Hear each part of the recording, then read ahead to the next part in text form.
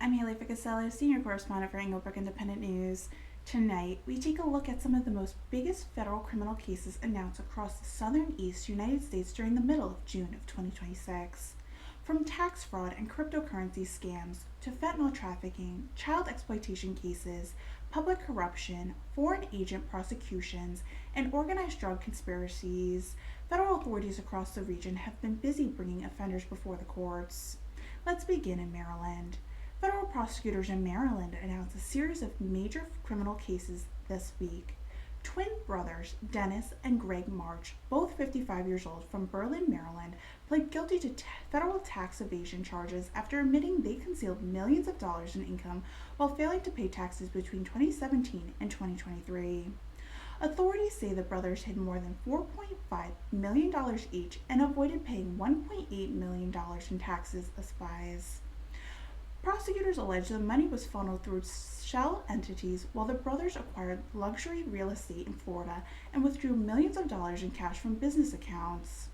Meanwhile, repeat sex offender Patrick Daniel McKern of Pasadena was sentenced to 27 years in federal prison followed by a lifetime of supervised release after exploiting children and distributing child sexual abuse material through the dark web platforms. McKern had previously been convicted on similar charges in Maryland. Federal prosecutors also secured a guilty plea from Bitcoin Rodney Burton, a Florida resident tied to a massive HyperFund cryptocurrency fraud scheme. Prosecutors say HyperFund defrauded investors worldwide out of approximately $1.8 billion throughout falsified promises of extraordinary investment returns. Burton personally received more than $7.8 million throughout the operation.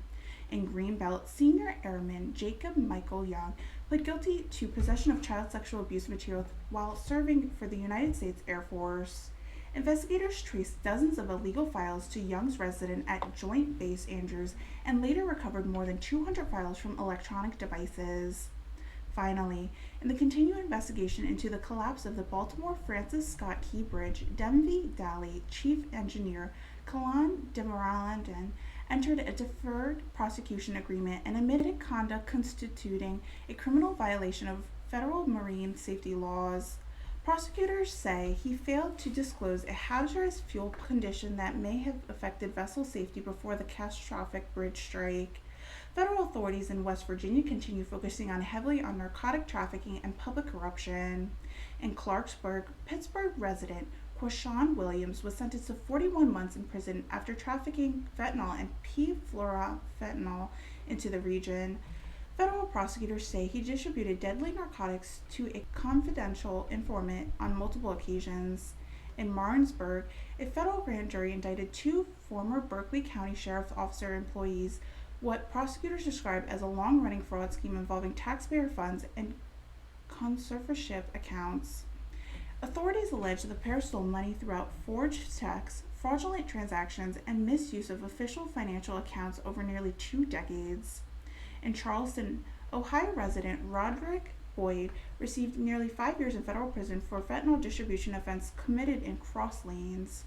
Also in Clarkston, Karen Shea Bradford admitted to stealing more than $175,000 from a federally veteran health care benefit program by submitting false billing claims over a 6-year period. Prosecutors say the fraud involved services that were never performed while federal funds intended for veterans were improperly collected. Federal prosecutors in Virginia announced major developments involving immigration crimes and fentanyl trafficking. In Alexandria, an illegal immigrant from El Salvador, Mario Alexandria Bolano Calanzes, was convicted following a trial on charges involving attempted coercion and enticement of a minor, attempted sexual exploitation of a child, and illegal reentry after removal. Authorities say Bolano Calanzes believed he was communicating online with a 14-year-old girl who was actually an undercover law officer. When officers attempted to arrest him at a planned meeting location, prosecutors say he fled and damaged police vehicles before being apprehended. Also in Alexandria, the final defendant in a major multi-state fentanyl conspiracy was sentenced, closing a lengthy Homeland Security Task Force investigation.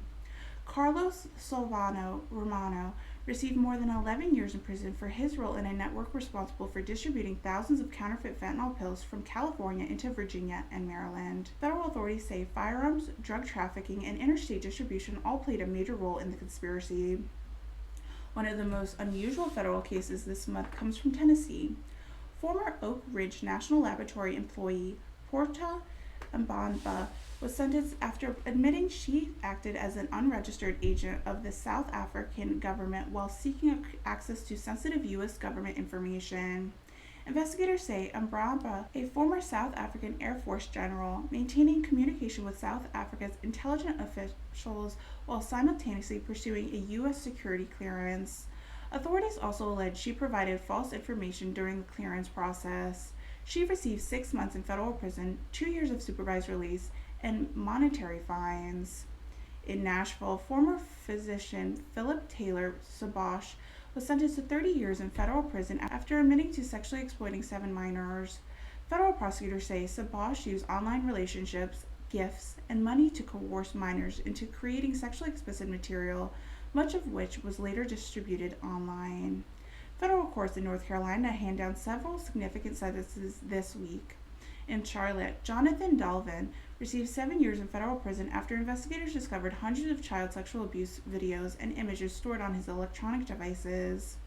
In Asheville, Honduran national Franklin Flores Panas was sentenced to 21 months in prison after illegally re-entering the United States for 4 times following multiple deportations.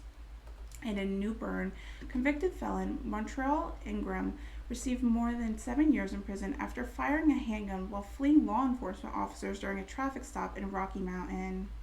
Fortunately, no deputies or bystanders were injured during the incident. Federal prosecutors in Georgia continue dismantling major drug trafficking organizations. 6 Chinese nationals involved in a drug trafficking conspiracy operating in South Georgia were sentenced to federal prison terms ranging from approximately 2.5 years to 30 months in prison. Following a completion of their sentence, all 6 defendants faced deportation proceedings. In a separate investigation, 3 additional members of a large-scale trafficking network operation across multiple Georgia counties were sentenced. Prosecutors say the conspiracy distributed significant quantities of illegal drugs while coordinating operations throughout contraband cell phones inside state prisons. Authorities seized 21 firearms and thousands of dollars in cash during the investigation. In Mississippi, federal prosecutors announced the sentencing of Cherias Moore of West Point. Moore received 10 years in prison after pleading guilty to distributing more than 50 grams of methamphetamine.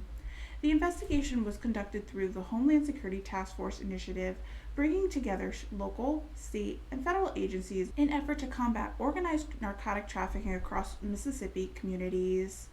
2 significant federal cases emerged from Alabama this week. Defense contractor Longonzans Incorporated agreed to pay more than $507,000 in resolving allegations that it failed to comply with cybersecurity requirements tied to Department of the Navy contracts. Meanwhile, in Mobile, federal authorities arrest Pritchard police officer Emmanuel Dodge on allegations involving civil rights violations, bribery, evidence tampering, conspiracy, and extortion. The criminal complaint alleged Dodge committed the offense while acting under color of law as a police officer. The investigation remains ongoing. Florida closes out a report with several major federal prosecutions. Federal authorities announced the extradition of Nicaraguan national Armando Morales Obando from Costa Rica to face charges involving counterfeit U.S. passports, counterfeit currency, identity theft, and conspiracy. Prosecutors allege Morales Obando coordinated the sales of fraudulent passports and counterfeit money intended for distribution in South Florida. In another major fraud case, South Florida nurse school operator Carlene Norris pled guilty in connection with a scheme that sold fraudulent nursing diplomas and transcripts to thousands of individuals.